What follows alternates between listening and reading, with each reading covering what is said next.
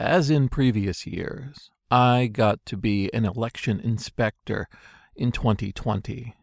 It was a responsibility I really liked taking on. But this year I took on a little more than I expected. This is Jason Scott Talks His Way Out of It, a podcast about technology, history, and getting myself out of debt. Thanks to Daniel Boyd, Peter Healy, and the hundreds of other supporters on Patreon and elsewhere who have been supporting me and helping me get out of debt. Being an election inspector is different in different states. I live in New York, and it involves training, signing a few papers, showing that you're an eligible resident, and taking on responsibility for the full election day and taking on any additional duties that crop up. The training is actually pretty easy. You go to a hotel ballroom or a conference center or even the chambers of a court, and instructors walk you through all of the different procedures that you'll be going through taking in potential voters. Voters are not registering with you. All you're doing is a functional amount of verification that they are who they say they are, and then helping them vote as they need to. To that end, most of the training is pretty straightforward. What takes up the most time of the 3 hours that you're getting trained is dealing with weird cases, specific legal issues that may crop up, like a person not being registered but being a resident of the county, or if their registration has lapsed, or even, in extremely rare cases, a judge is involved in allowing this person to vote. Going through this sort of training feels a lot like aircrew, where you get instructions on what to do about a whole variety of emergency situations on a plane, but in fact, most of your time, pretty much all of your career, is not going to have any of that go on. I first started signing up as an election inspector a few years ago when I saw that I could step forward, volunteer to do the work, and even actually get paid for it, while also feeling a connection to civic life that I hadn't really had in decades before. The actual process of government function, of the environment and civilization that keeps us together in a social space, is actually, in many ways, very simple, very rote.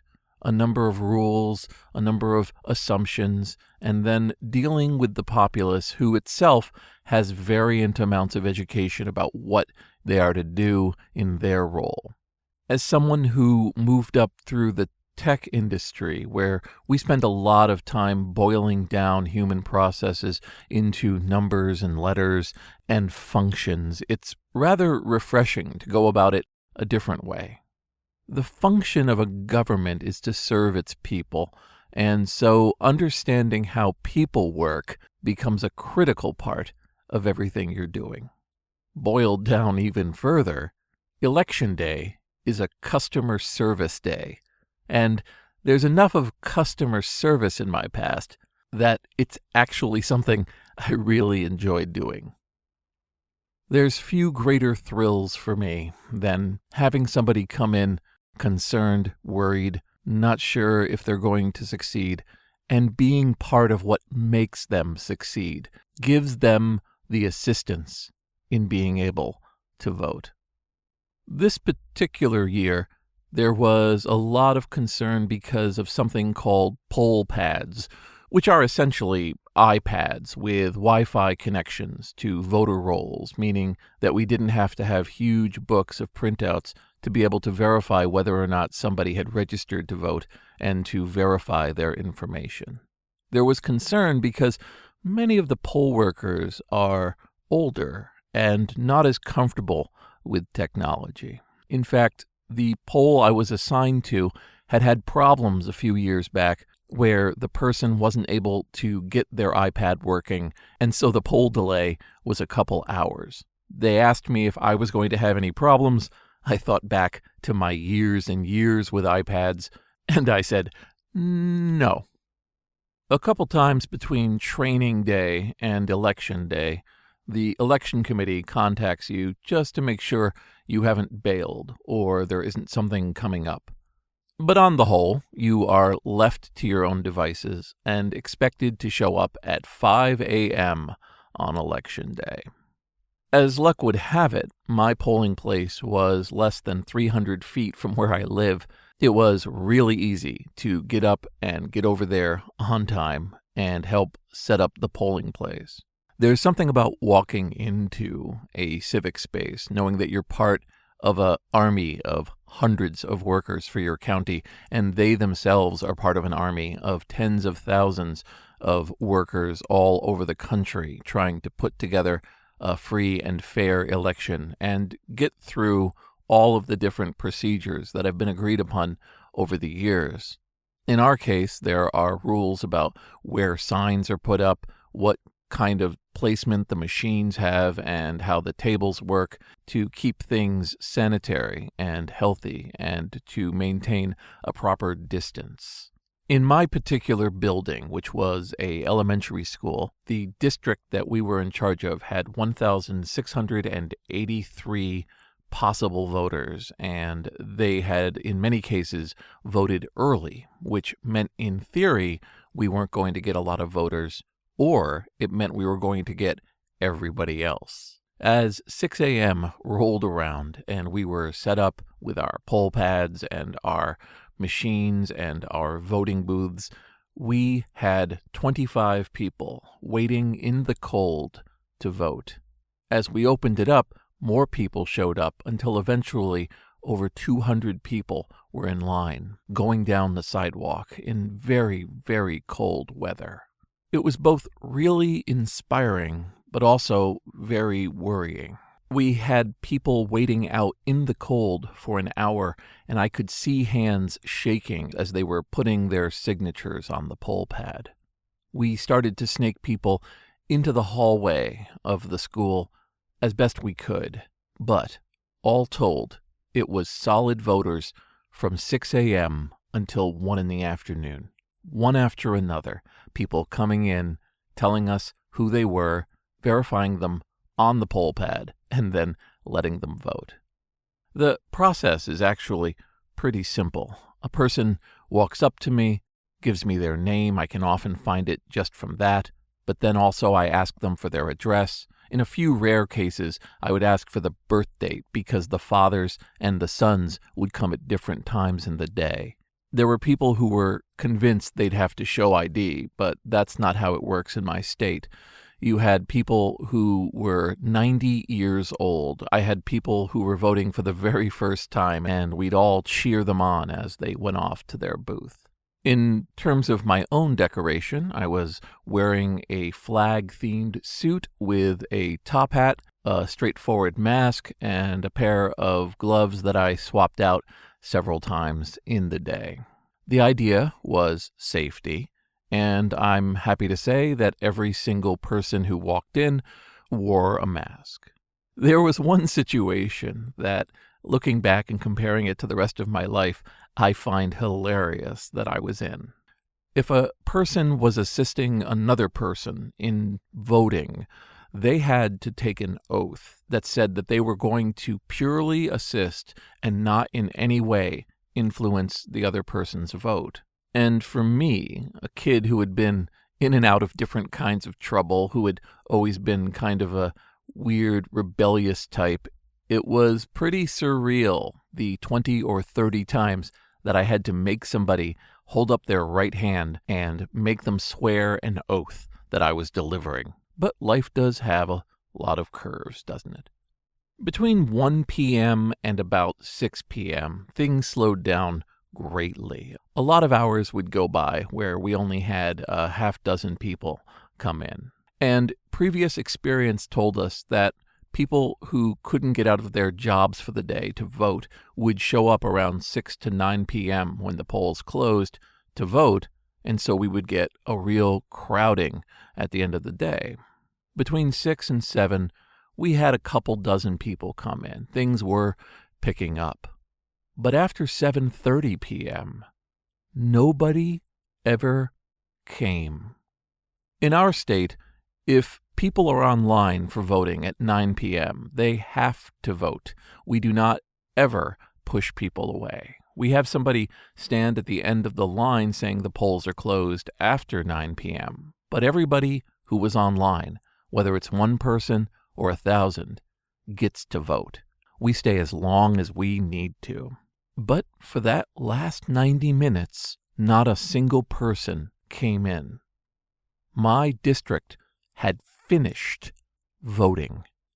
It's a little difficult for me to figure out the exact numbers of who came in when and how many people had voted before and what percentage of my district voted. But in total, about 675 people had walked into the door of this elementary school, and I had met them, and they had voted.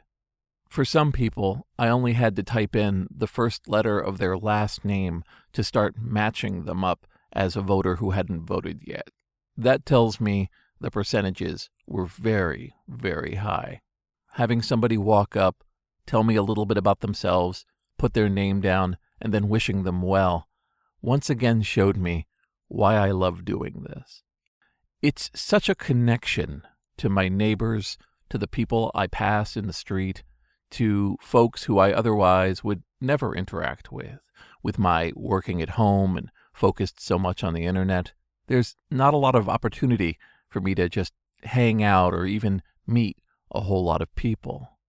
This is that one time that I do when, without any preamble, I just meet person after person after person, look into their eyes, and encourage them to play a part in deciding our future. Maybe my realization of all this is very late stage compared to others. I was not a civic-minded kid. I wasn't somebody who was part of scouts or 4-H clubs or any sort of organizations that put children in connection with government.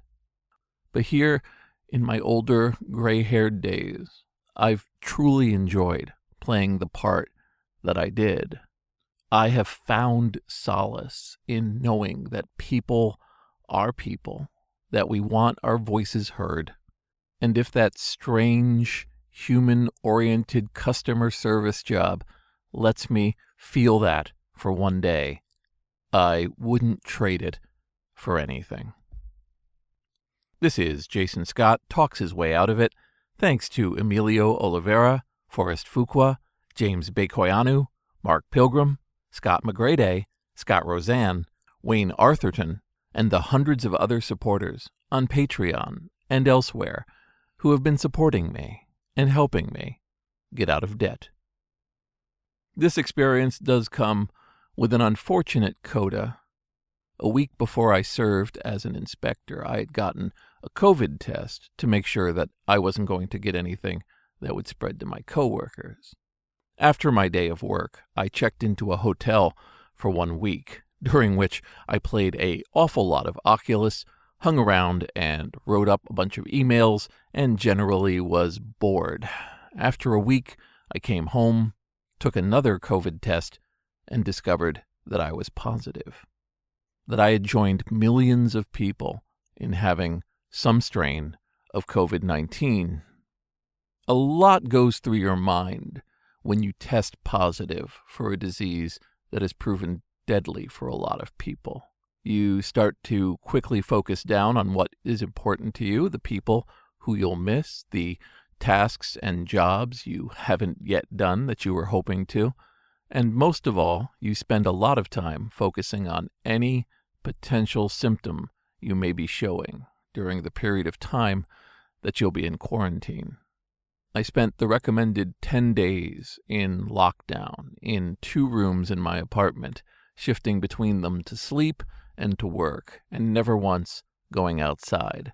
I discovered a lot about myself during those 10 days. I had always thought myself as a Olympic-level shut-in, that I could stay in a room for a month and never once feel like I had to go outside in the sun. This turns out not to be the case. After taking 5 miles of walking every single day, having that lost and not being able to connect with the outside, even if it was only for an hour a day, was drastically affecting my mental and emotional health.